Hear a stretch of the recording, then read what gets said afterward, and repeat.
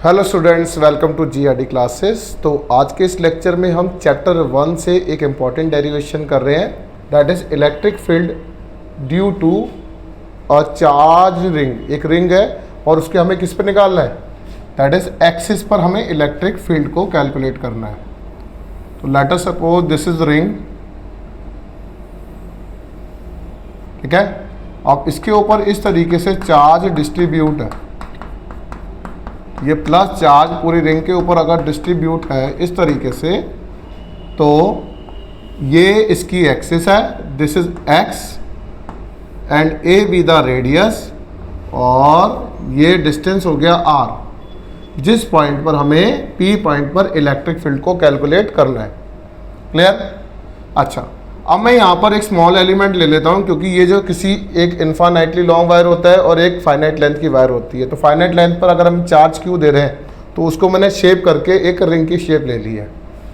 तो अगर ये मैंने एक स्मॉल एलिमेंट ले लिया, let us suppose D L be the small element, तो इस एलिमेंट के थ्रू किसी एंगल थीटा पर जो इलेक्ट्रिक फील्ड होगा पी पॉइंट पर, तो वो इस डायरेक्शन में होगा, that is D E. Same अगर मैं इस तरीके से यहाँ पर भी एक स्मॉल एलिमेंट ले लूँ बैलेंस करने के लिए, तो ये सेम आर डिस्टेंस है, ये भी थीटा एंगल पर है, तो इसका भी इलेक्ट्रिक फील्ड इस डायरेक्शन में होगा, that is D E. Okay, अब ये एंगल थीटा है तो बच्चों ये एंगल भी थीटा होगा, this represent D E cos theta and this is D sine theta हो जाएगा। ओके, सेम इसी के कंपोनेंट बैलेंस करेंगे तो वी कैन राइट, ये वाला पार्ट थीटा बन जाएगा, D E cos theta and this is D sine theta. Okay, तो इस तरीके से मैं क्या देखता हूँ, साइन वाले कंपोनेंट कैंसिल आउट हो जाएंगे। बट सबसे पहले मैं एक डीएल एलिमेंट के थ्रू कितना चार्ज होता है पहले वो बता देता हूँ। कहता है वी नो दैट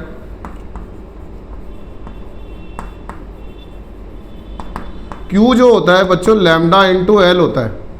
क्लियर? अब यहाँ पर अगर स्मॉल अमाउंट का चार्ज डी क्यू है तो इसके अक्रॉस हो जाएगा d q which is equal to lambda into D L.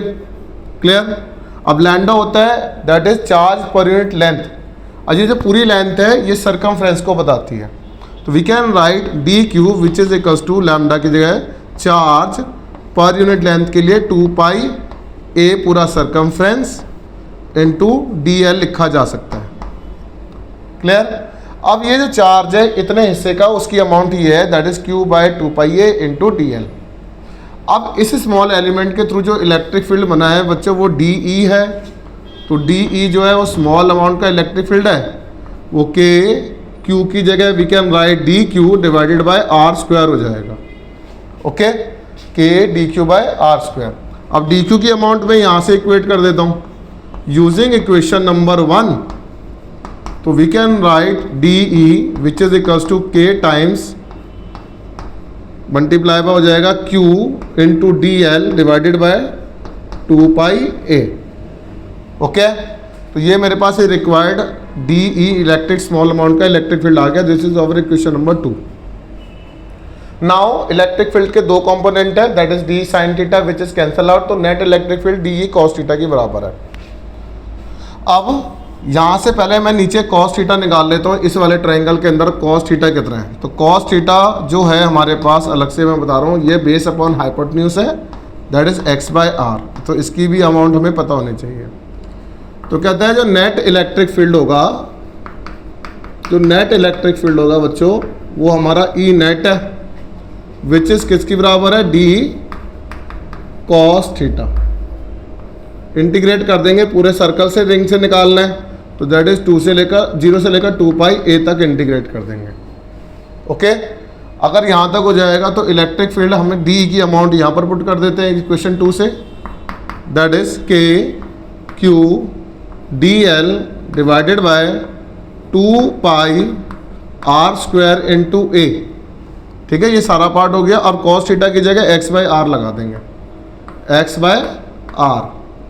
आप इसको इंटीग्रेट कर रहे हैं 0 से 2 पाई ए तक।